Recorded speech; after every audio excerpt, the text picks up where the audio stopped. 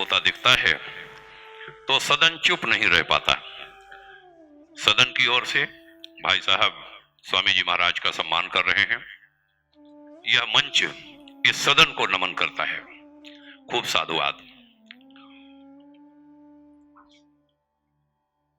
यहां रहते थे एक तो सबसे पहले श्रीमान चतुर्वेदी साहब के इस बड़े सारगर्भित और बड़े सकारात्मक उद्बोधन के लिए आपकी जोरदार तालियां अवश्य होनी चाहिए। बहुत ही सुंदर, बहुत सीखा, बहुत प्रेरणा ली हम सब ने।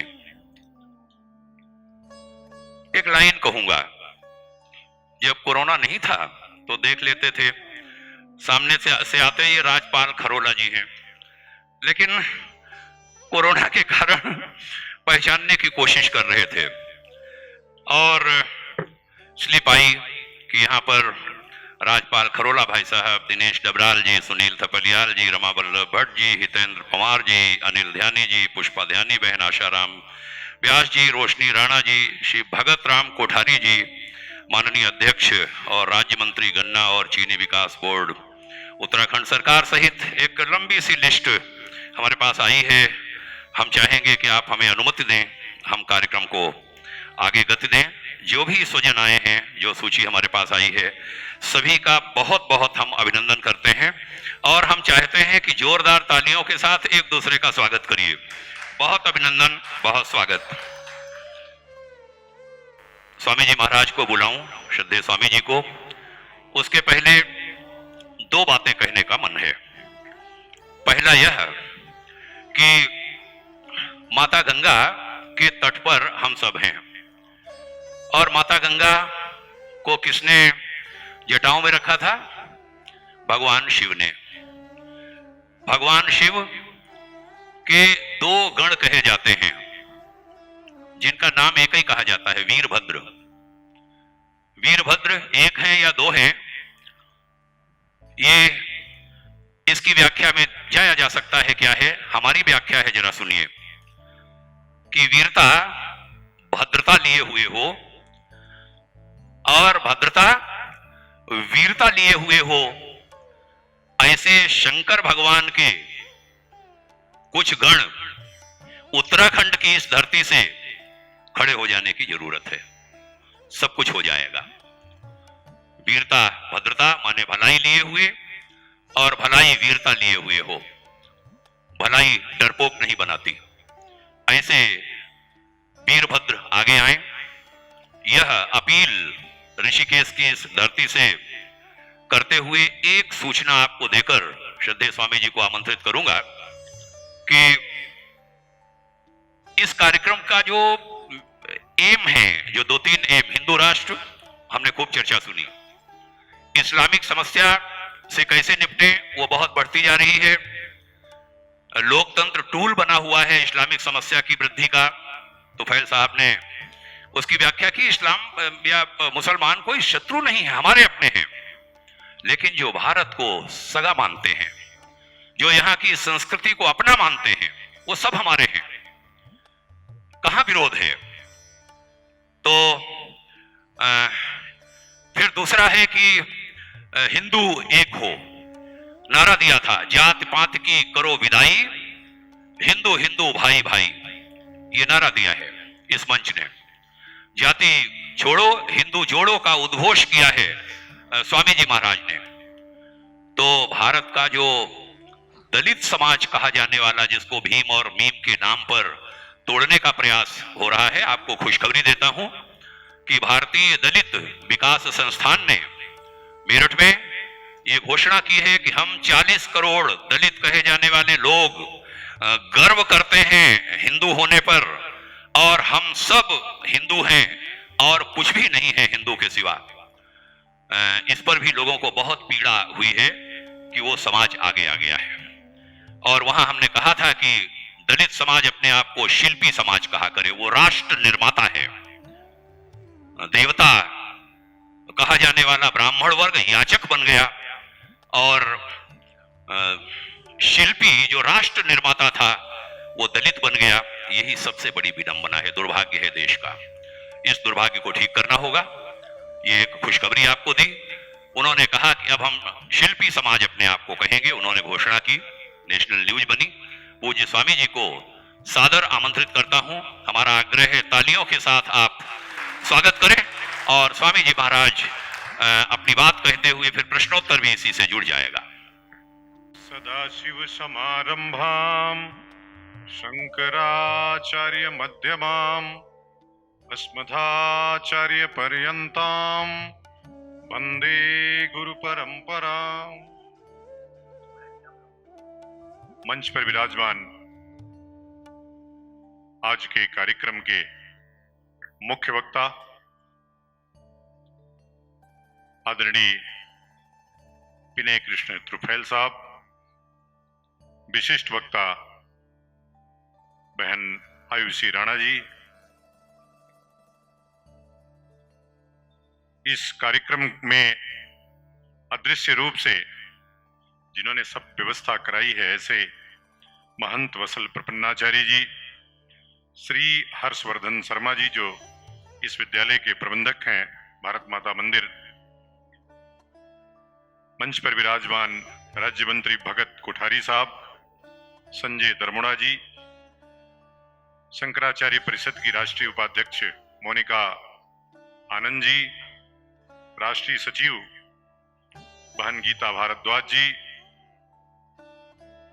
हरियाणा प्रदेश के प्रदेश अध्यक्ष कृष्ण कुमार जी, पश्चिम बंगाल से भी पधारे वहां के प्रदेश अध्यक्ष राजकिशोर जी, दिल्ली प्रदेश से पधारे वहां के प्रदेश अध्यक्ष सुमंत राय जी, अन्य कार्यकर्तागण, शंकराचार्य छात्र परिषद के रितेश राय जी, मेरठ से पधारे गुरुकुलों को देख रहे भाई सूरज जी,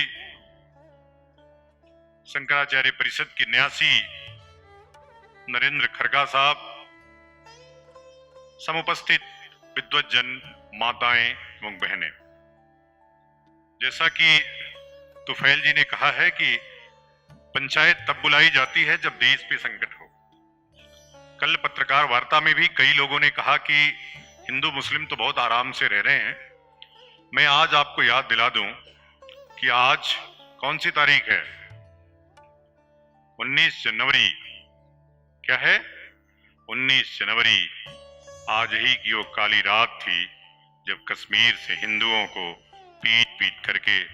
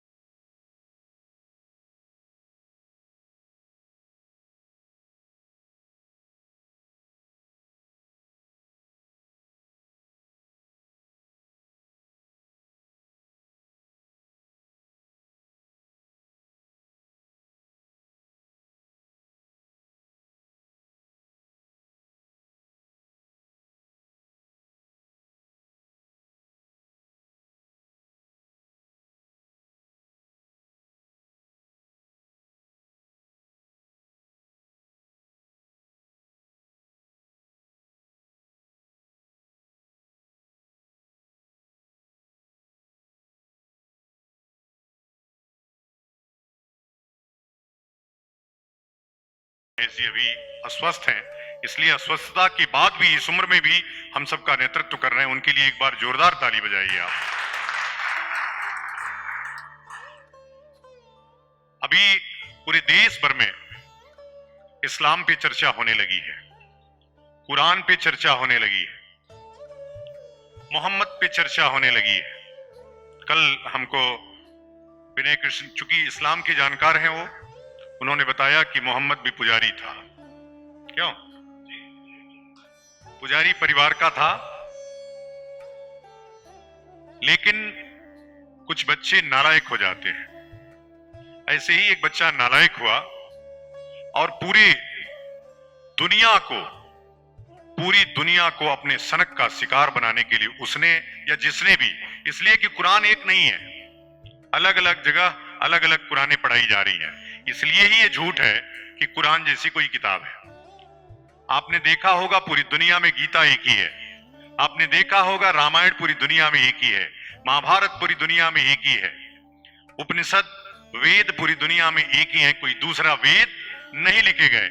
लेकिन ये कुरान जगह जगह अलग अलग तरह की कुरान पढ़ाई जा रही है। तो मैं जिस कुरान में 24 जगह कत्लेआम का जिक्र हो, ऐसी कुरान का विरोध करना चाहिए कि नहीं करना चाहिए? जोर से बोलिए, करना चाहिए कि नहीं करना चाहिए? अगर करना चाहिए तो मैंने कौन सा अपराध कर दिया? मैं खुलेआम बोलता हूं कि दुनिया के मुसलमानों कुरान छोड़ो, दुनिया के मुसलमानों मस्जिद जाना बंद करो। वैसे भी कुरान में मस्जिद को कोई इबादत का स्थान या अल्लाह का घर नहीं कहा गया। क्यों? मस्जिद कोई अल्लाह का घर नहीं है, लेकिन मंदिर भगवान का घर है।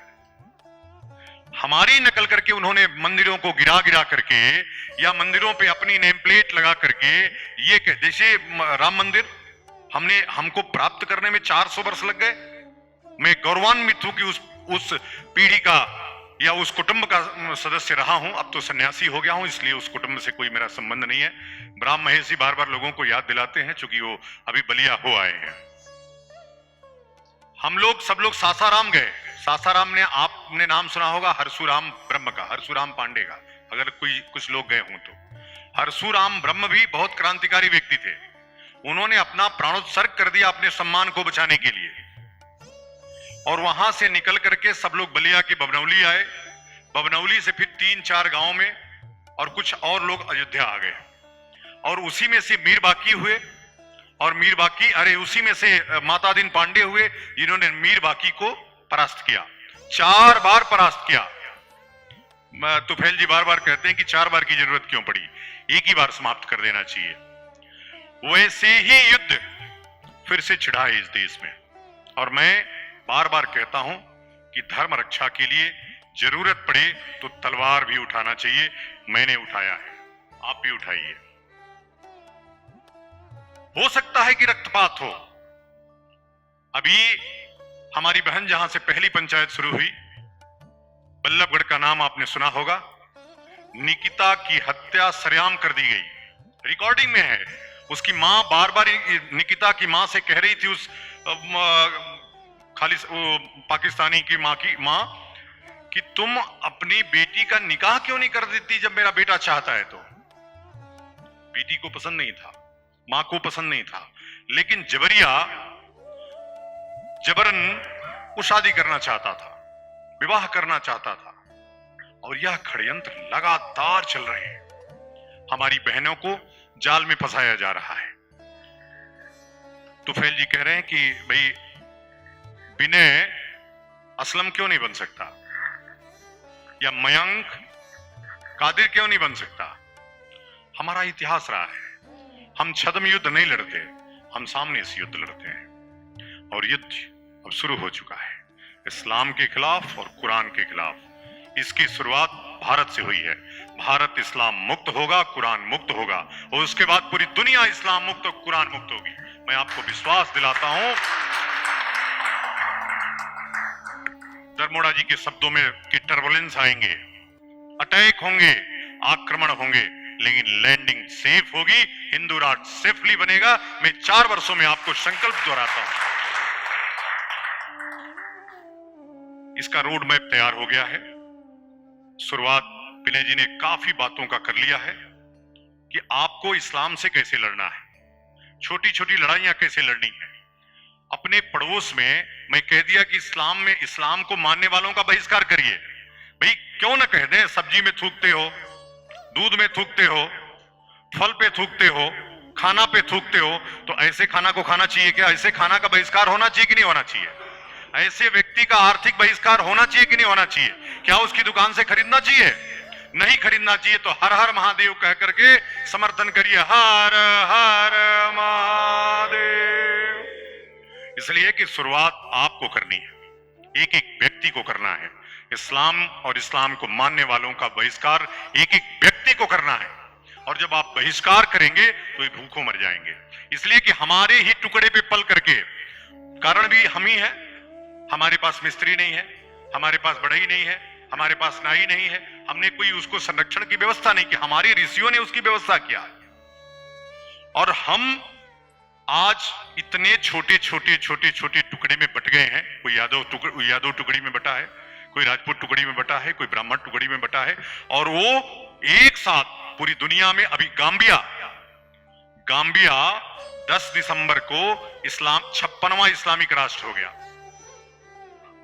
पश्चिम अफ्रीका का वह देश जहां पे आज भी 14% हिंदू रहता है, 10% क्रिश्चियन रहता है, लगभग उनकी संख्या 52%। जिस दिन 51-52% हुई, उसी दिन जनदबाव आने लगा राष्ट्रपति के ऊपर कि इसको तत्काल इस्लामिक राष्ट्र घोषित करिए।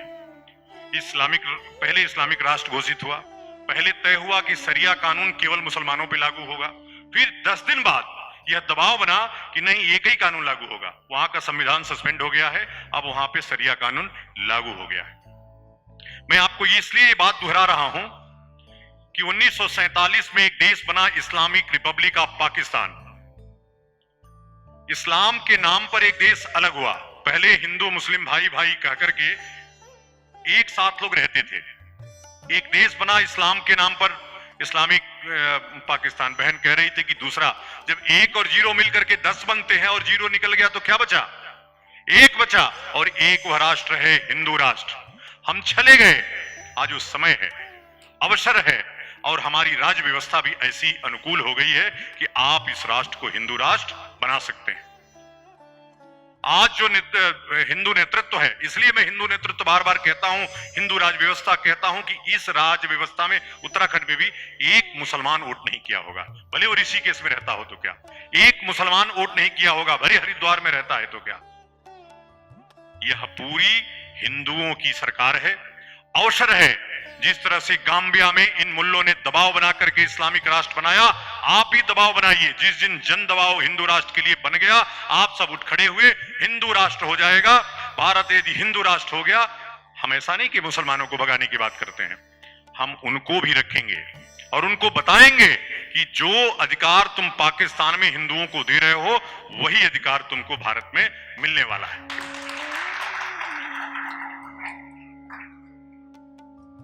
मैं इसका समय केवल 4 वर्ष रखा। 4 वर्ष में यदि आपने हिंदू राष्ट्र प्राप्त कर लिया, नहीं प्राप्त किए तो 5वें वर्ष में वह इस्लामिक राष्ट्र पक्का हो जाएगा। और मैं कोई ऐसे नहीं कह रहा हूं इस बात को, मैं ये बात तथ्यों के आधार पर कह रहा हूं। जिस तरह से उनकी जनसंख्या बढ़ रही है, वो हम 2 हमारे 10, हम 2 हमारे 1, और कुछ तो वो भी नहीं।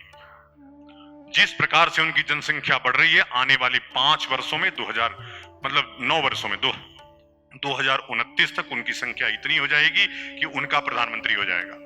और जिस दिन इस्लामिक प्रधानमंत्री हो गया, उसी दिन बैठते ही पहला काम हो इस्लामिक राष्ट्र घोषित करेगा और शरिया कानून आप पे लागू हो जाएगा। इसलिए कि उनका लक्ष्य है कि पूरी धरती को इस्लाम युक्त कर देना है। जिस प्रकार से मेरा संकल्प है कि पूरी धरती को इस्लाम मुक्त कर देना है। आइए मिलकर के इसकी शुरुआत, चूंकि एक बिंदु तो तय करना पड़ेगा जहां से वृत्त खींचा जाएगा, वो बिंदु होगा भारत। उसकी शुरुआत इस ऋषिकेश से होनी चाहिए। ये ऋषियों की धरती है, भगवान ऋषिकेश भगवान विष्णु की धरती है। मैं आज सुना हूं कि शंकराचार्य भगवान से भी इस आश्रम का, इस पीठ का संबंध है। जब विष्णु भगवान की मूर्ति नदी में फेंक दी गई थी और शंकराचार्य अपने दिग्विजय यात्रा में थे, ज्योतिष मठ की यात्रा में थे, तो यात्रा के दौरान ही आकर के उन्होंने इस मूर्ति को उठा करके और पुनर्स्थापित किया था।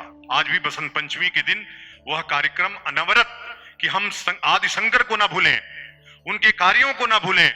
इसके लिए आज भी यह मठ, यह भारत माता मंदिर उस कार्यक्रम को करा रहा है, हम उसको धन्यवाद ज्ञापित करते हैं।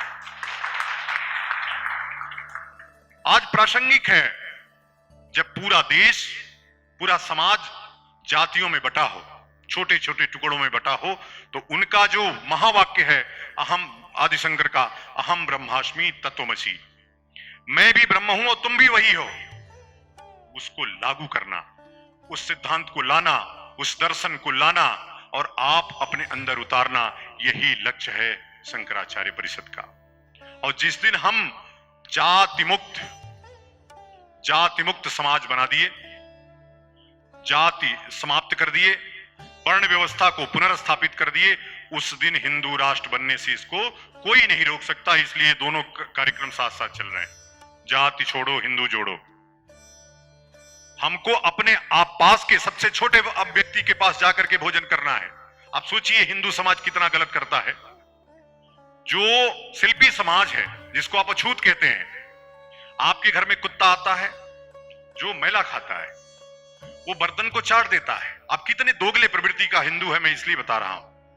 वो थाली को चाट देता है, आप उसको आराम से साबुन से धोते हैं और उसमें खाना खा लेते हैं। लेकिन कोई शिल्पी समाज का व्यक्ति आता है, उसमें आपका पात्र छू देता है तो अछूत हो जाता है, आप उसको बाहर फेंक देते हैं बर्तन को। ऐसा निकृष्ट समाज हिंदू कैसे हो गया, मैं सोच नहीं पाया, सोच नहीं सकता। लेकिन इसकी शुरुआत आपको करनी है, इस जाति मुक्त समाज का निर्माण करना है और वो अपने पड़ोसी से शुरू करना है। पड़ोस में जो शिल्पी समाज रहता है उसके घर जाना है, भोजन करना है, संभव हो तो उससे वैवाहिक संबंध बनाइए। जब तक आप बेटी रोटी का संबंध नहीं बनाएंगे तब तक यह जाति मुक्त समाज बनने वाला नहीं है। इसलिए अगर हिंदू राष्ट्र बनाना है तो आपको जाति मुक्त समाज की रचना ही आवश्यक है। उसके लिए जाति पता नहीं कहां से आई। आज राम महेश जी कह रहे थे 1300 में आई, मुझे तो अंग्रेजों के काल में आई हुई दिख रही है। इसलिए कि पहली जो जनगणना हुई वो नस्लीय जनगणना हुई। यदि जातिगत जनगणना हुई होती, जातिगत जनगणना जाति रही होती तो जातिगत जनगणना होती। वैसे जातियों का अलग अलग इतिहास अभी लिखे गए हैं, मुझे कोई भी उसमें प्रमाणिक नहीं लगते। मुझे लगता है कि बहुत ही अद्यतन है, बहुत ही आधुनिक है और अब ऐसे ही लोगों के का ब्रेन चाइल्ड है जो राजनीति के लोग हैं। जैसे अभी है, कोई यादवों का नेता है, कोई ब्राह्मणों का नेता है, कोई ठाकुरों का नेता है, कोई हिंदू समाज का नेता अभी सर्वमान्य नहीं है। इसलिए इस पूरी व्यवस्था को पहले राजनीति से, दलगत राजनीति से ऊपर उठ करके एक हिंदू समाज के, बृहद हिंदू समाज का संगठन बनाना है और तब जाकर के जब शक्ति होगी। अभी तो हम एक बोले हैं, पूरे विश्व का मुसलमान खलबला गया है। आप ट्वीट उठा करके देखिए कैसे कैसे शब्द मेरे लिए लिखे जा रहे हैं, कैसी कैसी आउपा लगाइए। कब लगाएंगे योगी जी? योगी का मित्र ऐसा बोल रहा है, मोदी का मित्र ऐसा बोल रहा है और क्या क्या ढोंगी बाबा, फलाना बाबा, ढिकाना बाबा। लेकिन मुझे कोई उसमें प्रत्युत्तर देने वाला हिंदू नहीं दिखता, एक भी। वो हर चीज को अवॉइड करता है। जब तक युद्ध उसके दरवाजे नहीं आता है, अरे तुम्हारे सन्यासी को कोई आंख उठा दे, तुम उसकी आंख जब तक नहीं फोड़ दे तो हिंदू कैसा? जब आप यह संकल्प लेकर के चलेंगे, इकट्ठा होकर के, जब मुट्ठी खुली है तो कोई काम नहीं, जब मुट्ठी बंद है तो मुक्का बनता है, उसका प्रहार तीव्र होता है। इसलिए मुट्ठी बंद करके बोलिए हर हर महादेव। भारत माता की, भारत माता की। वंदे वंदे